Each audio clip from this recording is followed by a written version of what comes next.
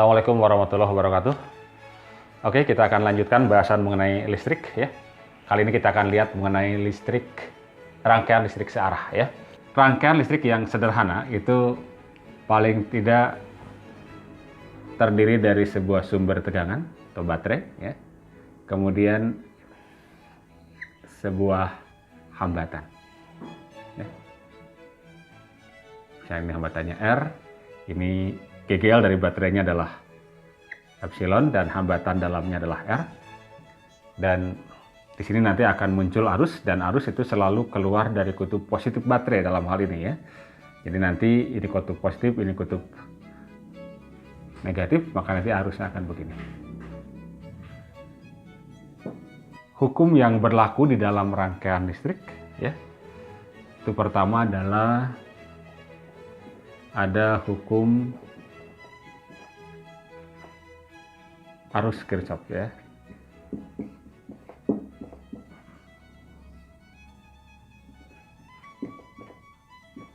Ini terutama tentang percabangan. Jadi kalau seandainya ada percabangan, misalnya ada percabangan begini ya. Ini titik C, titik cabang. Kemudian ini ada arus I1, I2, I3, I4 misalnya ya. Nah, hukum arus Kirchhoff menyatakan bahwa jumlah aljabar arus pada titik cabang C itu sama dengan 0. Kita tinggal definisikan, misalkan yang masuk kita beri tanda positif, yang keluar kita beri tanda negatif. Jadi yang ini masuk kita beri tanda positif, yang ini masuk kita beri tanda positif, yang ini keluar dari titik cabang menjauhi titik cabang negatif, yang 4 juga negatif.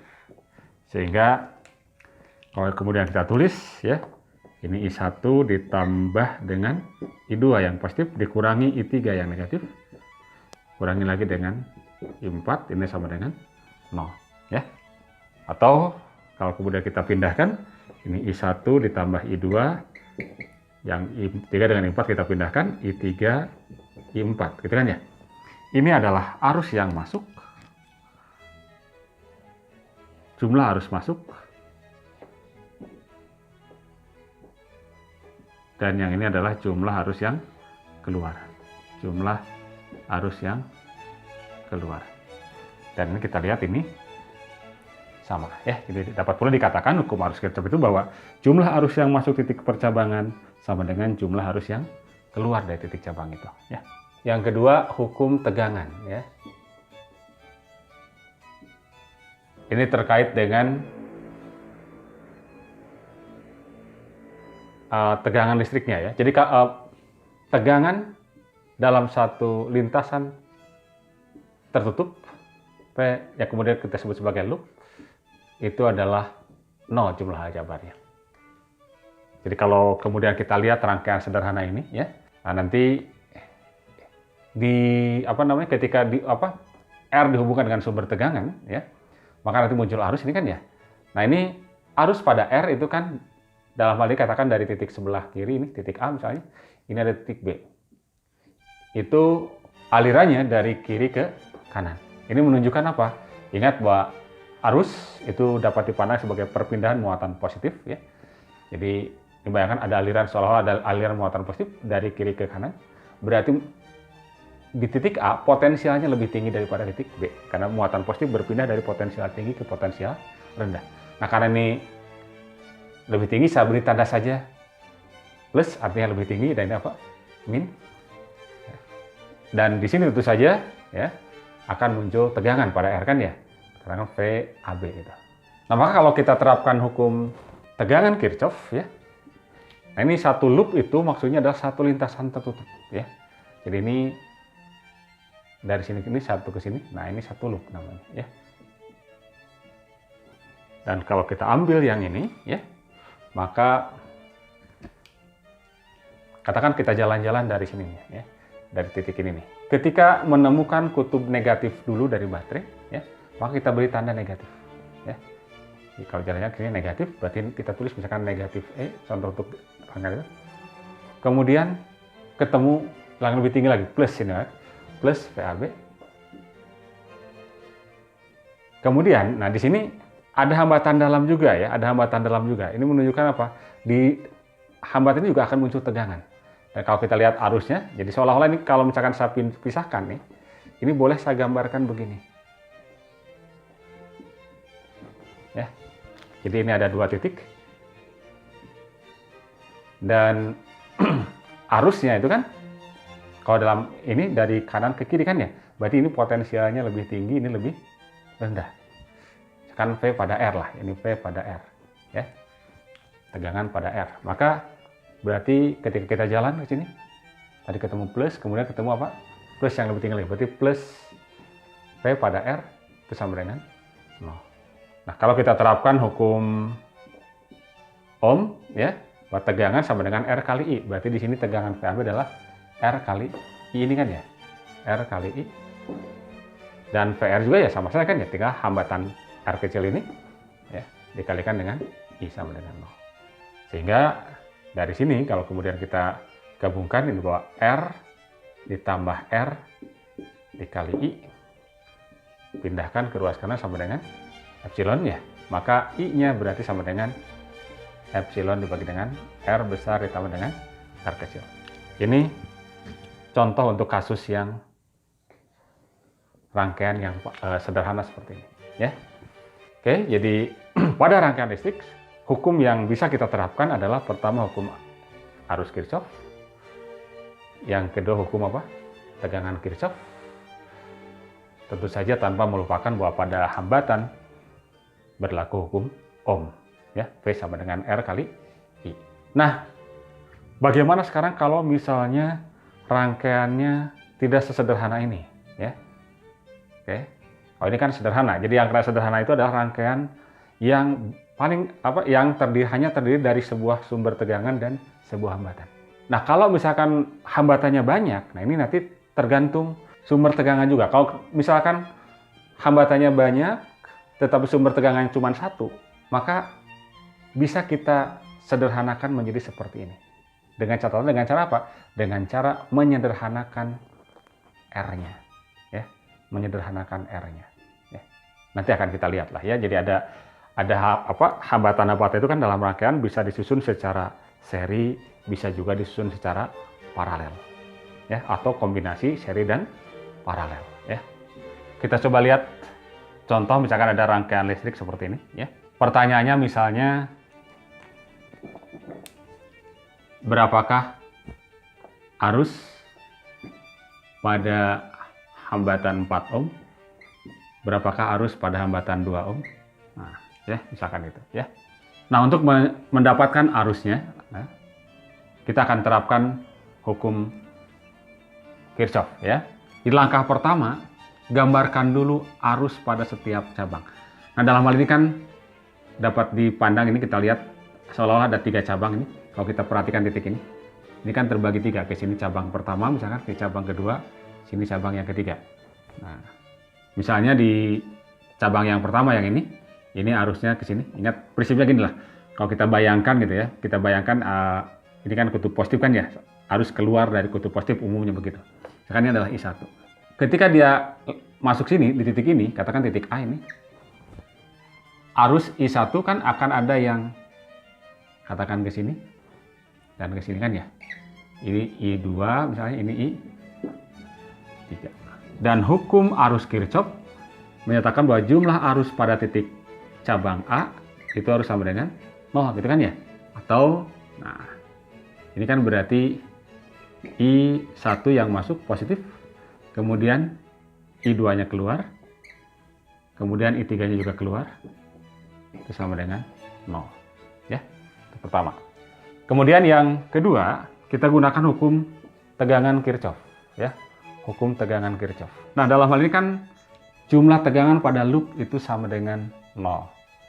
Nah, loopnya yang mana? Terserah. Prinsipnya adalah loop itu rangkaian lintasan tertutup. Jadi ada 3 kemungkinan loopnya sebetulnya kalau kita lihat di sini ya. Misalkan pertama kalau kita ambil loopnya yang ini nih. Nah, kotak yang paling kiri.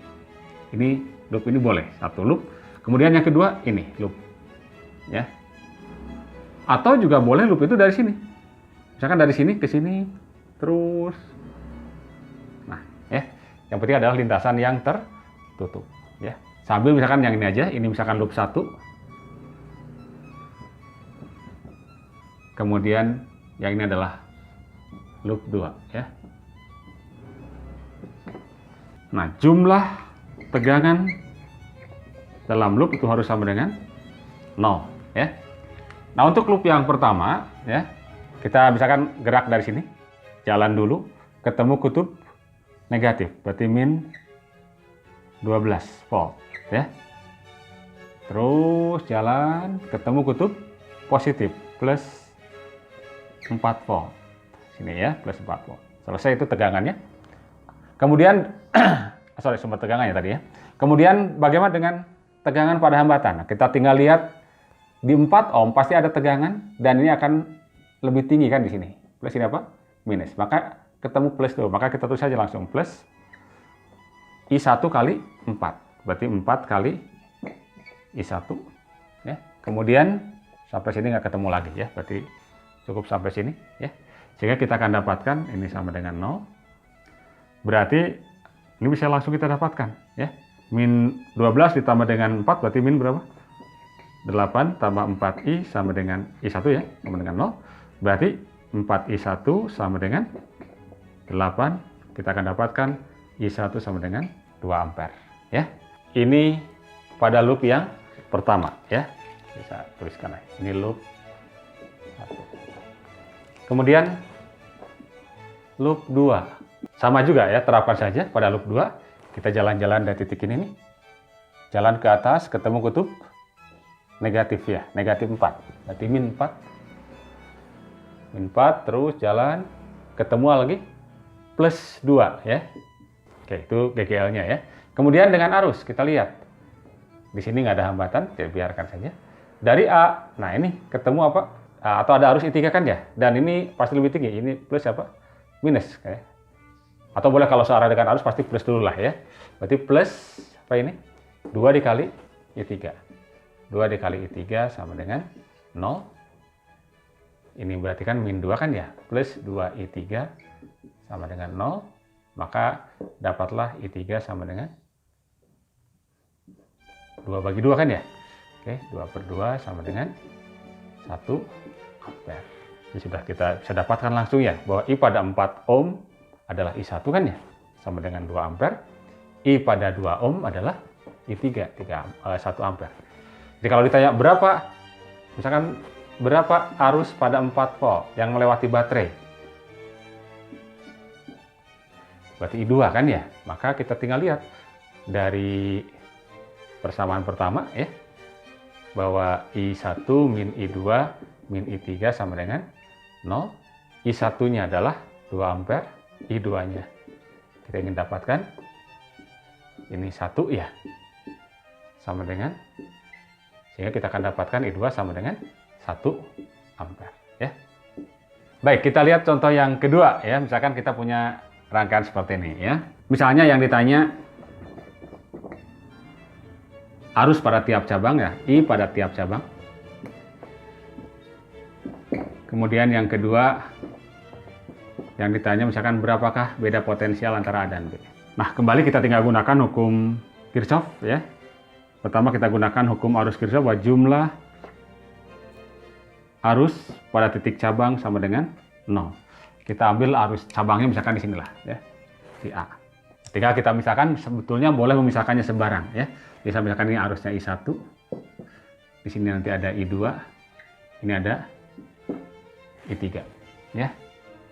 Maka ketika akan kita dapatkan I1 yang masuk ke titik cabang A dikurang I2 dikurang I3 sama dengan 0 ya. Yang kedua, gunakan hukum tegangan Kirchhoff. Jumlah tegangan pada loop sama dengan 0 ya. Loop yang pertama misalnya kita ambil yang ini, loop yang pertama. Ini loop yang kedua ya. Loop yang pertama kita jalan-jalan dari sini ketemu kutub negatif dulu ya. Min 12 terus jalan terus ketemu plus 6 ya. Di min 12 plus 6 itu GGL-nya.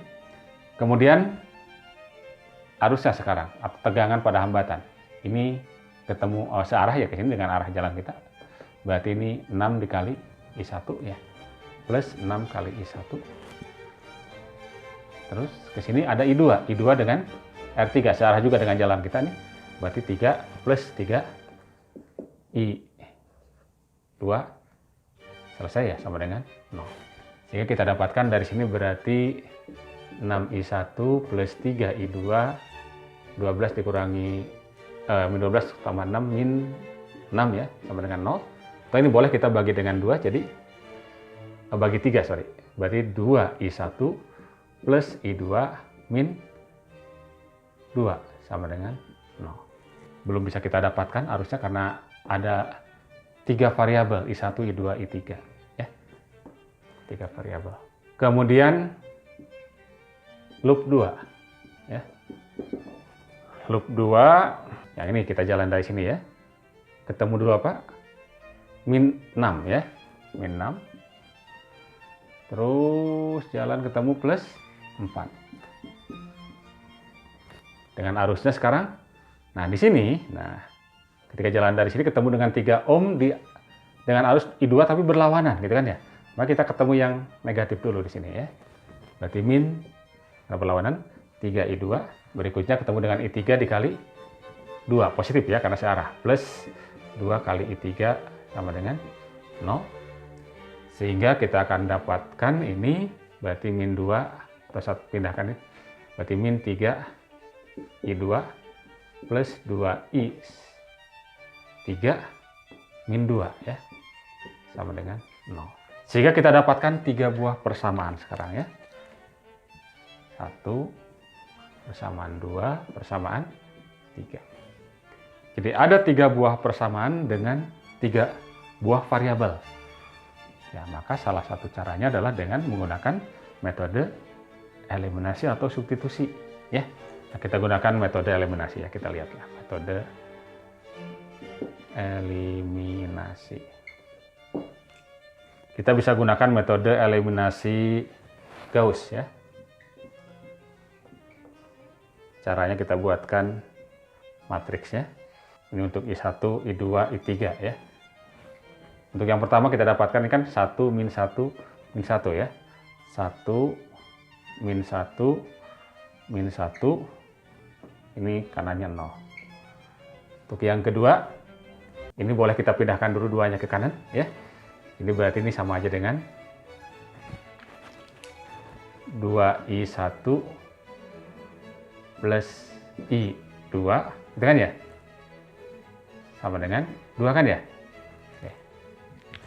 Berarti 2 untuk I1-nya, 1 untuk I2-nya, 0 untuk I3-nya ya. Berarti 2, 1, 0, ini 2 ya. Kemudian yang ketiga, ini juga kita pindahkan saja. Ini min 3I2 plus 2I3 sama dengan 2. Nah, untuk I1 di sini tidak ada ya, I1-nya 0 berarti kan ya. 0, ini berarti min 3, ini 2, 2. Nah, berikutnya tinggal apa? Tinggal metode eliminasinya. Nolkan yang ada di bawah pivot ini kan ya. Oke, biarkan ini enggak saya hapus ya. Baris pertamanya tetap 1, min 1, min 1, 0. Nah, supaya ini menjadi 0, maka ini berarti baris pertamanya kita kalikan dulu dengan 2 ya. Baris kedua kita ubah. Jadi baris kedua dengan baris pertama sebagai acuan, ini kalikan 2 baris pertamanya, kemudian tandanya sama, ini berarti diminuskan ya. Baris kedua dikurangi 2 baris pertama. 2 dikurangi ini udah pasti 0 kan? Kan 2 kali 1, 2 ya. 0. Kemudian ini 1 dikurangi 2 kali min 1. 2 kali min 1, min 2. Min 2, ya, min, jadi plus ya. Jadi 1 plus 2. Berarti 3 ya. Kemudian 0, 2 kali min 1 ya. 2 kali min 1. Jadi plus ya, plus 2 ya, berarti 2. Kemudian berikutnya 2 dikurangi 0 tetap 2 ya. Nah, yang ini sudah 0, biarkan saja. 0, kemudian min 3, 2, 2. Ya. Berikutnya, pivotnya pindah ke sini. Ini kita nolkan yang di bawah ini, ya. Di baris pertama tetap min 1, 0, 0, 3, 2, 2. Nah, kita ingin nolkan baris yang ketiga yang di bawah ini, ya, di bawah 3. Jadi baris ketiga kita akan ubah dengan acuan baris kedua. Nah, kebetulan sudah angkanya sama, beda tanda, maka ini tambahkan saja. Ya, ditambahkan, ini tambah ini pasti 0, ini tambah ini juga 0, gitu kan ya. 2 tambah 2, 4, 2 tambah 2, 4. Ya. Sehingga kita sudah bisa dapatkan nih, ya. Ini kan tadi pemisahannya ini sebenarnya. Ini berarti dari baris ketiga kita dapatkan, ini kan untuk I3 ya. Berarti 4 kali I3 sama dengan 4. Kita akan dapatkan I3 sama dengan 1 ampere. I3-nya 1 ampere. Berikutnya pindah ke sini ya. Berarti 3 dikali, ini untuk I2 ya, 3I2 plus 2I3 sama dengan 2, gitu kan ya. I3-nya sudah dapat berapa? 1 kan ya? Berarti 1, ini 1, kalau ini 1 berarti 2 kan ya? 2. Maka berarti ini berapa? 0 kan ya? 3I2 sama dengan 0. Maka berarti I2-nya sama dengan 0.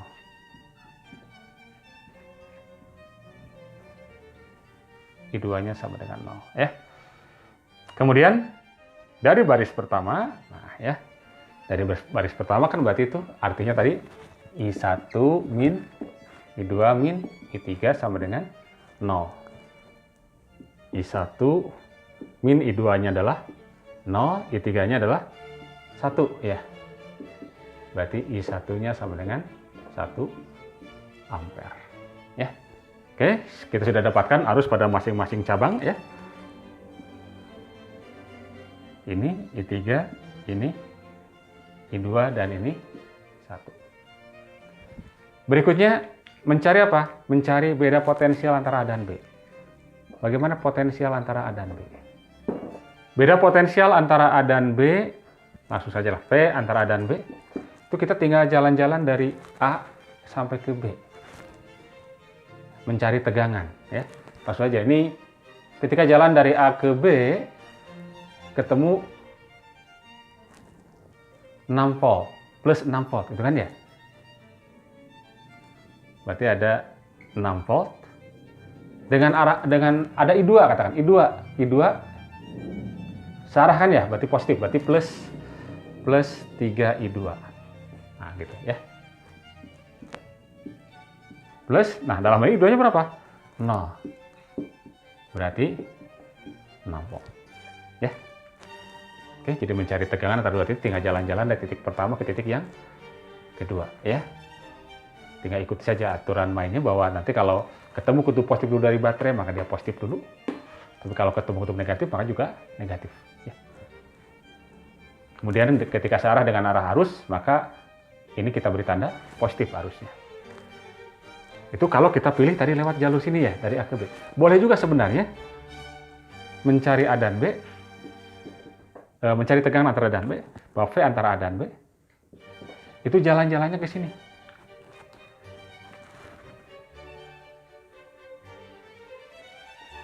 Mencari VAB, boleh ya. Nah, kalau lewat yang ke sini, kita lihat tegangannya yang kita temukan plus 40 kan ya? Plus 4, satu-satunya plus 4. Berarti VAB ini plus 4. Kemudian kita mendapati arusnya searah kan ya? Berarti plus I3 dikali berapa? 2. Ya, jadi plus 2 kali I3. Berarti 4 ditambah 2 kali I3-nya 1 ya? Berarti sama dengan 6 volt. pasti sama, harus sama ya. Ini 6 volt, ini juga apa? 6 volt. Kita juga boleh mencari beda potensial lewat yang satu lagi ke sini. Boleh aja. Sampai sini. Pokoknya jalan-jalan dari A sampai ke mana? Ke B. Ya. Dan silahkan buktikan itu hasilnya akan sama dengan berapa? 6 volt ya. Jadi dengan kata lain bahwa mendapatkan beda potensial antara dua titik ya, itu dapat kita cari lewat jalur mana saja. Ya. Yang penting dia berasal dari A, dari titik pertama maksudnya, berujung di titik yang kedua. Dengan menerapkan perjanjian tadi. Oke, baik, sementara saya kira cukup saja dahulu. Terima kasih. Assalamualaikum warahmatullahi wabarakatuh.